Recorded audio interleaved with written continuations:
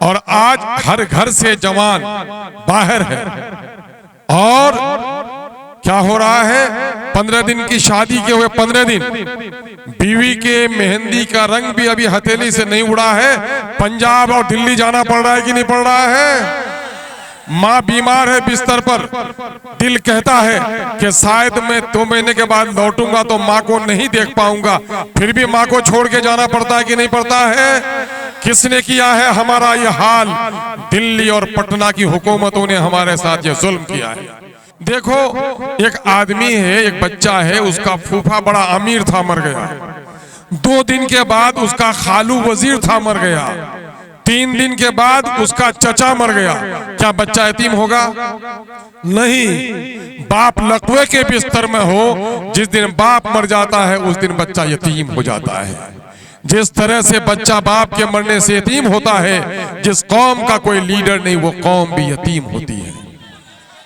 ये बोलो, कौन है पासवान का लीडर, जादव का लीडर, कोयरी कुर्मी का लीडर, सबका लीडर, माझी का लीडर, सबका लीडर मालूम है ना। अवैसी साहब को हैदराबाद में रहने दो, अब मुझको भी छोड़ दो। अब बोलो तुम्हारा लीडर कौन? मैंने कहा उनको छोड़ के बोलो। अगर उनको छोड़ दो, एमआईएम के लोगों को छोड़ दो, तो चौराहे के बच्चे का जो हाल है वही हाल हमको है। सबका लीडर मालूम है, मुझे अपना लीडर मालूम नहीं है। दिल्ली और पटना की सरकार जो बेईमान है उसके खिलाफ भी इंसाफ चाहिए कि नहीं चाहिए? अब दाढ़ी टोपी को जो नोचता है उसके खिलाफ इंसाफ चाहिए कि नहीं चाहिए? और जो लोग मस्जिदों को तोड़ता है उसके खिलाफ इंसाफ चाहिए कि नहीं चाहिए? इसीलिए ये कारवाने इंसाफ है। सबने दिया है हमको चोट, सबके दिल में है खोट, अब न देंगे इन बेईमानों को वोट। अब अपनी पार्टी अपना वोट, अपना लीडर अपना वोट, अपनी पार्टी अपना वोट। रियासती सदर जनाब अख्तर उल ईमान साहब को दावत दे रहे हैं। तालियों से जनाब अख्तर उल ईमान साहब का इस्तकबाल। जोकी के बहादुर और गयूर लोगों, आपकी बेदारी को देखकर मुझे एक शेर याद आता है। अब जाग चुके हैं दीवाने, अब जाग चुके हैं दीवाने, दुनिया को जगा के दम लेंगे। अब जाग चुके हैं दीवाने, दुनिया को जगा के दम लेंगे। जीना है तो इज्जत से जी लेंगे, वरना फिर जामे शहादत पी लेंगे। जामे शहादत, इंसाफ की लड़ाई लड़ने वालों ने जामे शहादत पिया है और ये कारवाने इंसाफ है। इंसाफ वहीं के लिए जहां किसी ने जुल्म किया हो, किसी की हकमारी की हो, किसी का हिस्सा गसब किया हो, किसी की बेटी की इज्जत व आबरू लूटी हो, किसी के मंदिर और मस्जिद को तोड़ा हो। इंसाफ उसी के लिए चाहिए ना। मालूम है तुम्हारा कुछ छिना? नहीं मालूम, मैं तुम्हें बताता हूं।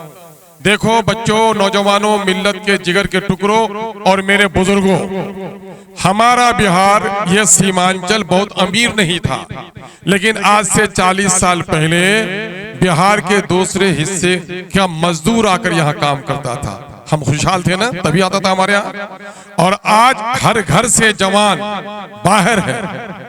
और क्या हो रहा है, 15 दिन की शादी के हुए 15 दिन बीवी के मेहंदी का रंग भी अभी हथेली से नहीं उड़ा है। पंजाब और दिल्ली जाना पड़ रहा है कि नहीं पड़ रहा है।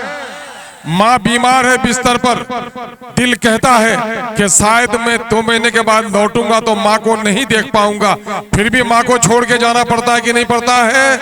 किसने किया है हमारा ये हाल? दिल्ली और पटना की हुकूमतों ने हमारे साथ ये जुल्म किया है। यही वजह है कि आज इस कारवाने इंसाफ के अमीर कारवां जनाबे बैरिस्टर असदुद्दीन अवैसी साहब की मौजूदगी में सीमांचल में हम लोगों ने कारवाने इंसाफ का इनेकाद किया है। मैं मुबारकबाद देता हूं इस मौके पर जनाबे भाई वारिस पठान साहब को जो बंबई से आए हैं, जनाबे माजिद हुसैन साहब को जो हैदराबाद से एमएलए हैं, जनाबे भाई तौसीफ आलम साहब को जो उम्मीदवार हैं और साबिक एमएलए हैं बहादुरगंज के, और बहुत बहुत मुबारकबाद देता हूं मौलाना अब्दुल्ला सालिम साहब चतुर्वेदी को, जिन्होंने इस इलाके में एमआईएम के झंडे को बुलंद किया है। मेरे अजीजों और नौजवानों, मेरी तबीयत चाहती है कि मैं बैरिस्टर असदुद्दीन अवैसी साहब को सुनूं।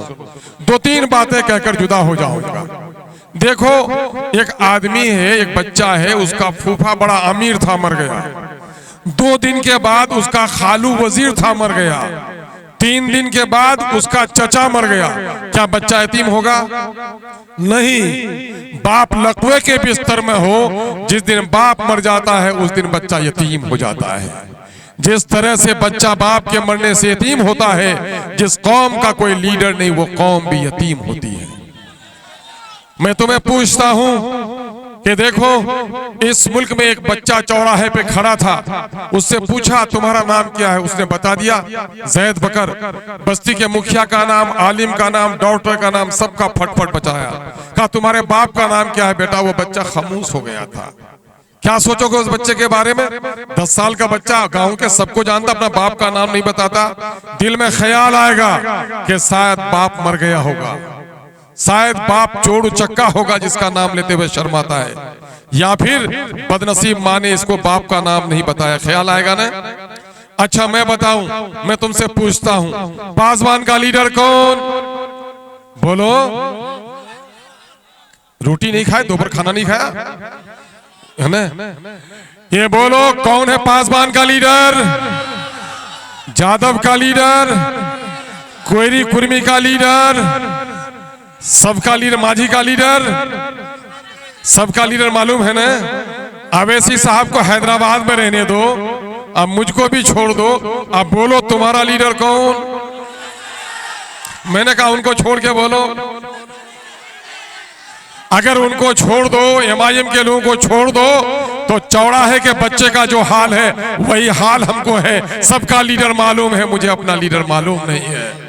एक औरत जिनके 12 साल तक, सुनो, 12 साल तक अगर किसी बहन को बच्चा नहीं हुआ, अब 12 साल के बाद काला कलोटा ही बच्चा हुआ, और बच्चा नहीं हुआ तो आंगन के बच्चे को गोद में लेती है कि नहीं? कुत्ता और बिलाई के बच्चे को गोद में लेती है कि नहीं लेती है? लेकिन अगर 12 साल के बाद अपना बच्चा पैदा हो, बोलो वो बहन अपने बच्चे को चूमेगी कि गैरों को बच्चों को लगी? तो यकीन जानो 70 सालों के बाद सीमांचल के उम्मीद के सजर पर सबाब आया है। देखो, हैदराबाद से शेरे बबर आया है, जो हमारा लीडर है, और वही लीडर हमारा है। देखो, आप लोगों ने एमआईएम को वोट दिया। मेरे वस्ताद है जनाबे तस्लीमुद्दीन साहब, मुझे टिकट उसने दिया था। हम लोग टिकट फाइनल कर रहे थे, उसी वक्त चच्ची का फोन गया, शाहनवाज की माँ का, कि बेटा तुम्हारे चचा ने तुमको टिकट दिया था, आज तुम्हारे पास टिकट है तो मेरे शाहनवाज को नहीं दोगे? सबसे नाकारा बेटा माँ का सबसे प्यारा होता है। चूंकि ये नाकारा था, माँ का प्यारा था, और हमको भी कर्ज उतारने का मौका था। हमने बहुत सारे लोग दोस्तों के दिल तोड़ दिए और टिकट उसको दिया, लेकिन उसने वफादारी की या गद्दारी की? तो हमारा ये कारवान इंसाफ, दिल्ली और पटना की सरकार जो बेईमान है उसके खिलाफ भी इंसाफ चाहिए कि नहीं चाहिए? अब दाढ़ी टोपी को जो नोचता है उसके खिलाफ इंसाफ चाहिए कि नहीं चाहिए? और जो लोग मस्जिदों को तोड़ता है उसके खिलाफ इंसाफ चाहिए कि नहीं चाहिए? इसीलिए कारवान इंसाफ है। इंसाफ के लिए लड़ाई लड़ना चाहते हैं आप लोग? एक वाकया सुनाता हूं। तस्लीमुद्दीन साहब ने एक बार सुनाया कि देखो जी, मैं गया था, उस वक्त नौजवान था, मैं गया था फॉरबिसगंज। उस जमाने में बीड़ी कंपनी का नाच होता था ना पहले, तो बीड़ी कंपनी का नाच होता था, तो मैं भी दूर में खड़ा किसी काम से गया था, तो वहां देखा कि नौजवान सब ताली पीट रहा है, उछल रहा है, लेकिन एक बुढ़ा था, रो रहा था। तो नौजवानों ने उससे कहा, ये बुढ़ा, एक तो बूढ़े को नाच देखने नहीं आना चाहिए, आप फिर नाच देखने आए तो रोते क्यों हो? तो उसने कहा, बेटा मैं नाच देखने नहीं आया, वो जो मंच पे लड़की बन के नाच रहा है ना, मैं उसका बाप हूँ। मैं अपने मुकद्दर पे रोता हूँ कि मैंने बेटा पैदा किया था, ये लड़की बनकर नाच रहा है। समझ रहे हो ना?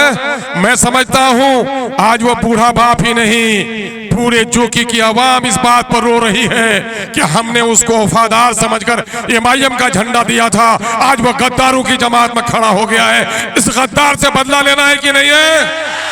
तो गद्दार से बदला लेने का वक्त आ गया है। इन सारे जालिमों के खिलाफ हम लोग ने नारा दिया है। नारा बुलंद करोगे? जोकी के लोग हम लोग जानते हैं जमा मर्द हैं और आवाज में इनकी तेजी है, तो मैं नारा लगाता हूं, वही जुमले दोहराओगे, फिर मैं अवैसी साहब की तकरीर कराऊंगा। जल्दी नारा दोहराओगे तो मैं बुलाऊंगा, नहीं तो अगर कमजोर नारा होगा तो शाम तक नहीं बुलाऊंगा। नारा लगाओ। सबने दिया है हमको चोट। ये तो पान सब लगाएगी तो शायद आवाज होगी। सबने दिया है हमको चोट, सबने दिया है हमको चोट। ये हाथ में किन किन का दर्द है, नहीं उठ रहा है? सबने दिया है हमको चोट, सबके दिल में है खोट, अब न देंगे इन बेईमानों को वोट। अब अपनी पार्टी अपना वोट, अपना लीडर अपना वोट, अपनी पार्टी अपना वोट। अपना लीडर कौन? जनाबे बैरिस्टर असदुद्दीन अवैसी साहब, जिसका निशान पतंग का निशान है। आइए जनाबे अब्दुल्ला सालिम चतुर्वेदी साहब, अपने लीडर को दावत दीजिए।